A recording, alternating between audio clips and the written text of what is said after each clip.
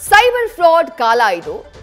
ಎಲ್ಲಿ ಯಾರು ಹೇಗೆ ಯಾರನ್ನ ಯಾಮಾರಿಸ್ತಾರೆ ಅಂತಾನೆ ಹೇಳೋಕ್ಕಾಗಲ್ಲ. ಅಸಲಿ ಮುಖಕ್ಕೆ ಹೊಡೆದ ಹಾಗೆ ನಕಲಿ ಡಾಕ್ಯುಮೆಂಟ್ಗಳನ್ನ ಸೃಷ್ಟಿ ಮಾಡುವಂಥ ಈ ಕಾಲದಲ್ಲಿ ಅವುಗಳನ್ನ ತಯಾರು ಮಾಡೋದು ಖರೀಮರಿ ಕಷ್ಟನೇ ಅಲ್ಲ. ಆದರೆ ಹೀಗೆ ಬ್ಯಾಂಕ್ನಿಂದ ಹಣ ಲೂಟಿ ಮಾಡೋಕೆ ಮುಂದಾದಂಥ ಗ್ಯಾಂಗ್ ಸೃಷ್ಟಿ ಮಾಡಿದ್ದು ನಕಲಿ ಕೋರ್ಟ್ ಆರ್ಡರ್. ICICI ಬ್ಯಾಂಕ್ಗೆ ಇವರು ವಂಚಿಸಿದ್ದು 1,32,00,000 ರೂಪಾಯಿ. ಆ ಆರೋಪಿಗಳ ಫೋಟೋನ ನೋಡ್ತಾ ಇದ್ದೀರಿ.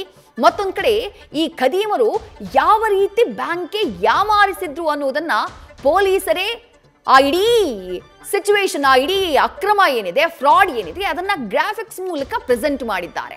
ಅದನ್ನ ಕೂಡ ಗಮನಿಸ್ತಾ ಇದ್ದೀರಿ. ಸದ್ಯ 3 ಆರೋಪಿಗಳನ್ನ ಅರೆಸ್ಟ್ ಮಾಡುವಂತಹ ಕೆಲಸವನ್ನ ಪೊಲೀಸರು ಮಾಡಿದ್ದಾರೆ. ಈ ಘಟನೆಯ ಡೀಟೇಲ್ಸ್ ನ ನೋಡ್ತಾ ಹೋಗೋಣ. ಬ್ಯಾಂಕಿಗೆ ಇವರು ಟೋಪಿ ಹಾಕಿದ್ ಹೇಗೆ? ರಾಜಸ್ಥಾನ ಮೂಲದ ಲಾಕ್ರಾ ಗ್ಯಾಂಗ್ ಲೀಡರ್ ಆಗಿದ್ದ ಸಾಗರ್ ಲಾಕ್ರಾ. 3 ಜನರ ಗ್ಯಾಂಗ್ ಏನಿದೆ ಅದಕ್ಕೆ ಲೀಡರ್ ಈ ರಾಜಸ್ಥಾನ ಮೂಲದ ಸಾಗರ್ ಲಾಕ್ರಾ.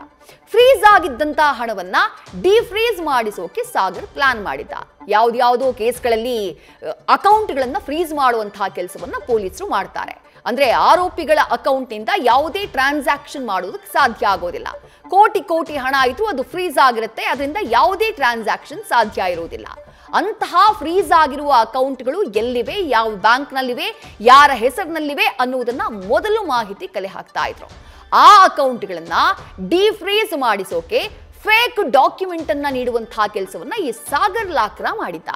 ಹೇಗೆ ಅಂದ್ರೆ ನಕಲಿ ಕೋರ್ಟ್ ಆದೇಶವನ್ನ ಇವರು ಸೃಷ್ಟಿ ಮಾಡಿದ್ರು.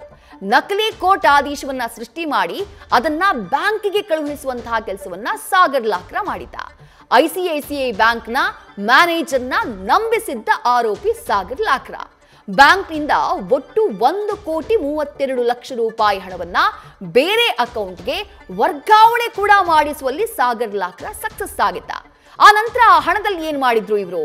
ಕ್ಯಾಸಿನೋ, ಪಬ್ಬು, ಕ್ಲಬ್ಬು ಅಂತ ಬರೋಬ್ಬರಿ 55 ಲಕ್ಷ ರೂಪಾಯಿಯನ್ನ ಖರ್ಚು ಮಾಡಿದ್ರು.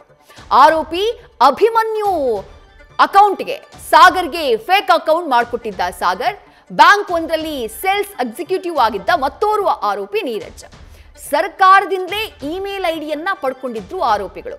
Karnataka state wide area network ಮೂಲಕ ಇಮೇಲ್ ಐಡಿಯನ್ನ ಕ್ರಿಯೇಟ್ ಮಾಡ್ಕೊಂಡಿದ್ರು. ತಾವು ಸರ್ಕಾರಿ ಅಧಿಕಾರಿಗಳು ಅಂತ ಹೇಳಿ ಹೇಳ್ಕೊಳ್ತಾ ಇದ್ರು, ನಂಬಿಸ್ತಾ ಇದ್ರು ಆರೋಪಿಗಳು.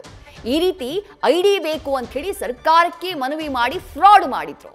cb-crime-sog@karnataka.gov.in ಅನ್ನುವ ಹೆಸರಿನ ಇಮೇಲ್ ಐಡಿಯನ್ನ ಸರ್ಕಾರದಿಂದ ಪಡ್ಕೊಂಡಿದ್ರು. ಇದೇ ಐಡಿಯನ್ನ ಬಳಸಿ ನಕಲಿ ಕೋರ್ಟ್ ಆರ್ಡರ್ನ ಕಳುಹಿಸಿ ಹಣವನ್ನ ವಂಚನೆ ಮಾಡಿದ ಈ ಗ್ಯಾಂಗ್. ಖಾತೆ ಡಿಫ್ರೀಸ್ ಆಗ್ತಾ ಇದ್ದ ಹಾಗೆ ಸೈಬರ್ ಠಾಣೆಗೆ ಮ್ಯಾನೇಜರ್ ದೂರು ಕೊಟ್ಟಿದ್ದಾರೆ. ಇವ್ರ ಮೇಲೆ ಅನುಮಾನ ಬಂತು. ಫೇಕ್ ಅಕೌಂಟ್ಗೆ ನೀಡಿದ್ದಂತಹ ಫೋನ್ ನಂಬರ್ನ ಆನಂತರ CCB ಟ್ರ್ಯಾಕ್ ಮಾಡುತ್ತೆ. ಈ ಸಂದರ್ಭದಲ್ಲಿ ದೆಹಲಿ ಮೂಲದ ಅಭಿಮನ್ಯುವಿನದ್ದು ಆ ನಂಬರ್ ಅನ್ನೋದು ಖಚಿತ ಆಗುತ್ತೆ. ಫೇಕ್ ಅಕೌಂಟ್ನ ಕ್ರಿಯೇಟ್ ಮಾಡಿ ಸಾಗರ್ಗೆ ಕೊಟ್ಟಿದ್ದೇ ಆ ಅಭಿಮನ್ಯು. ಹಾಗಾಗಿ ಮೊದಲಿಗೆ ಅಭಿಮನ್ಯುವನ್ನ ಬಂಧಿಸ್ತಾರೆ CCB ಪೊಲೀಸರು.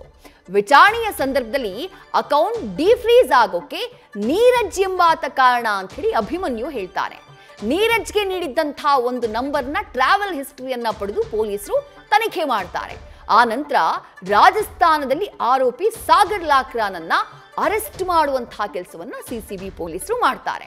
ಈ ಗ್ಯಾಂಗ್ ಗುಜರಾತ್ನಲ್ಲೂ ಇದೇ ರೀತಿ ಫೇಕ್ ಕೋರ್ಟ್ ಆರ್ಡರ್ ಅನ್ನ ನೀಡಿ ವಂಚನೆ ಮಾಡಿತ್ತು. ಈತ ಆ ಕೇಸ್ನಲ್ಲಿ ಬಂಧಿತನಾಗಿದ್ದ.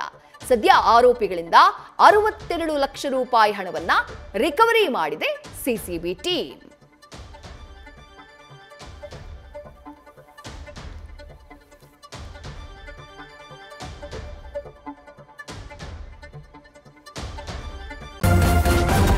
ನ್ಯೂಸ್ ಫಸ್ಟ್, ನಿರ್ಭೀತಿಯಿಂದ ನಿಮ್ಮ ಪರವಾಗಿ.